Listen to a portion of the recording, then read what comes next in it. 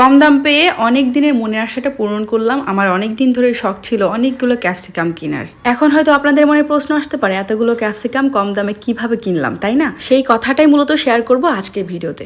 সবসময় কিন্তু অন্যান্য সবজির থেকে ক্যাপসিকামের দামটা বাজারে একটু বেশিই থাকে। বাজারে যে কোনো সবজির দোকান থেকে কিনতে গেলে এটার দাম অনেক পড়ে, তারপর যদি আপনি সুপার শপগুলোতে যান তাহলে তো অনেক বেশি দাম পড়ে।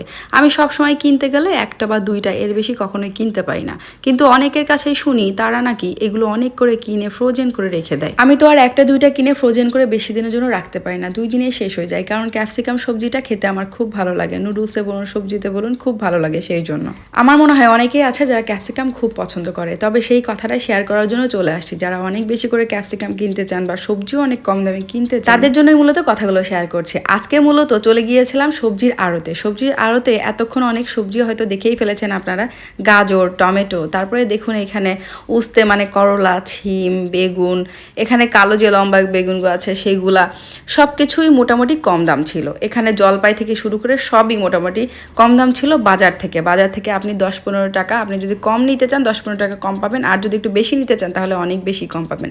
তারপর সেই কাঙ্ক্ষিত এই যে ক্যাপসিকামের অনেকগুলো আড়তের অনেকগুলো দোকান ঘুরে ঘুরে আমি ফাইনালি এই দোকানে যেয়ে দেখলাম বেশ একটু কম দাম, মানে আমার মনের মতো দাম। এমনিতে বাজার কিনতে গেলে এই সবুজ ক্যাপসিকামগুলো দাম পড়বে 300 থেকে 400 টাকা কেজি। এখানে আমি দেখলাম যে মামা আমার কাছ থেকে 200 টাকা কেজি রেখেছে, তাই আমি 1 কেজি নিয়ে নিয়েছি। 1 কেজিতে আমি ভীষণ সন্তুষ্ট। তারপরে যে লাল আর হলুদ ক্যাপসিকামগুলো আড়তের বিভিন্ন দোকানে দেখলাম 500 টাকা কেজি চাচ্ছে, তবে এই মামাটা আমার কাছে 400 টাকা চেয়েছিল, কিন্তু আমি একটু সাশ্রয়ী বলে আমি সেটা নেইনি। এখানে লেটুস পাতা, বেবিকর্ন থেকে শুরু করে অনেক কিছু ছিল, পুদিনা পাতা, সবকিছুই ছিল। তবে অন্যান্য দোকান থেকে এই দোকানে একটু দাম কম। তবে যেটা বলবো, যেখানেই কেনাকাটা করতে যান না কেন একটু যাচাই বাছাই করে যদি না কেনেন তাহলে অবশ্যই আপনি লসের মধ্যে পড়ে যাবেন, যে বিষয়টা আমি এখন অনেকভাবে বুঝতে পারি। আরতে এসে দেখলাম যে সব দোকানে যে একই রকম দাম, অবশ্যই তা নয়। এখানে যাচাই বাছাই করলে দেখবেন যে কোনো দোকানে একটু বেশি নিচ্ছে, কোনো দোকানে একটু কম নিচ্ছে।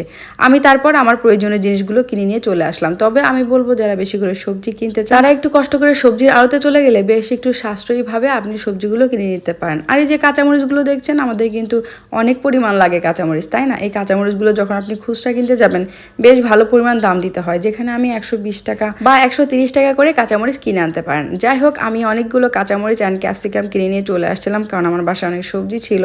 আমার সবজির প্রয়োজন ছিল না বলে আর কিনি নাই। বর্তমানে আপনাদের ভাইয়ের ব্যস্ততার জন্য আমি সবজি বাজারটা নিজেই করি, আর সবজি বাজার করতে যেয়ে কীভাবে সাশ্রয়ীতে বাজার করতে হয় এটা চিন্তা করে বাজার করি। যাই হোক, ক্যাপসিকামগুলো কেটে আমি সুন্দর করে ফ্রোজেন করে রেখে দিব। ক্যাপসিকামগুলো তো সবজিতে একরকম কাটে, নুডলসে একরকম দেয়, সেই জন্য আমি 2 রকম করে কেটে এগুলো সুন্দর করে ফ্রিজে ফ্রোজেন করে রাখলে অনেক দিন ধরে খাওয়া যায়। যাই হোক, ভিডিওটা দেখে যদি কারো একটুখানি উপকার হয়, ভালো লাগে, অবশ্যই একটা লাইক কমেন্ট করতে ভুলবেন না।